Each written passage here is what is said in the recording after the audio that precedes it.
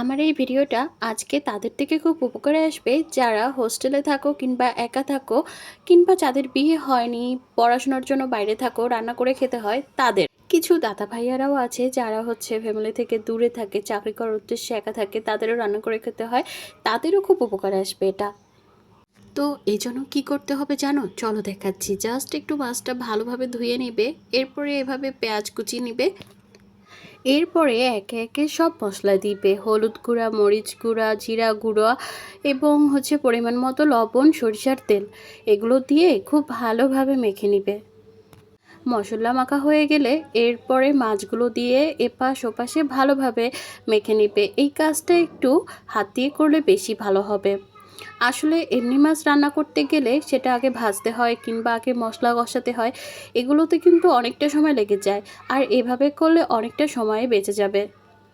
এরপরে কলাপাতায় আমি প্রথমে কিছুটা পেঁয়াজের সেই মশলাটা দিলাম, এরপরে মাছ দিয়ে আবার কিছুটা সেই পেঁয়াজের মশলা দিলাম। আর কিভাবে আমি এটাকে ভালোভাবে কলাপাতায় মুড়িয়ে নিলাম সেটা তো দেখতেই পাচ্ছ। এছাড়াও এটা কিন্তু লাউ পাতায় কিংবা পুঁই পাতায় কিংবা কুমড়া পাতায়ও করা যাবে। কলা পাতায় পাতুরিটা করলে তো কলা পাতাটা আর খাওয়া যাবে না, কিন্তু লাউ পাতা, পুঁই পাতা কিংবা কুমড়ো পাতায় করলে সেই পাতাটাও কিন্তু খেয়ে ফেলা যাবে। এরপরে আমি এটা ভাজার জন্য একটা ফ্রাই প্যানে কিছুটা তেল নিয়ে ভালোভাবে ব্রাশ করে নিলাম। এরপরে একে একে সবগুলো পাতুরি বসিয়ে দিব। একসাথেই 3টা ভাজা যাবে, যেহেতু খুব একটা বেশি না, তাই আমি একেবারেই এগুলো ভেজে নিলাম। এরপরে এটা ভালোভাবে সিদ্ধ হওয়ার জন্য আমি ঢেকে দিচ্ছি।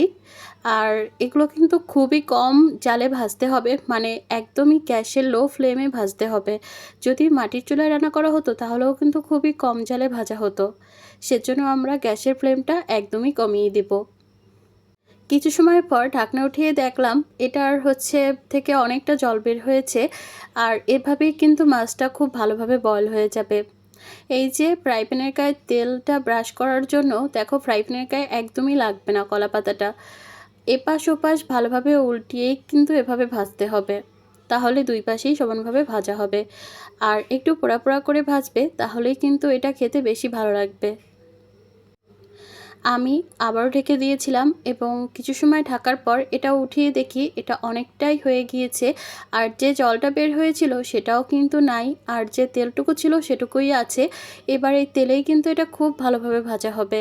আর এ সময় ভাজার সময় কিন্তু একটা অনেক সুন্দর স্মেল আসবে, তোমরাই বুঝতে পারবে যে কতটা সুন্দর স্মেল। আমার পাতুরি হয়ে গেছে, আমি নামিয়ে নিয়েছি। এরপর আমি এটা জাস্ট পরিবেশন করে নিব। এই যে দেখো কত ইয়ামি হয়েছে দেখতে, আর রান্নাটাও কিন্তু খুবই সহজ, অবশ্যই ট্রাই করিও।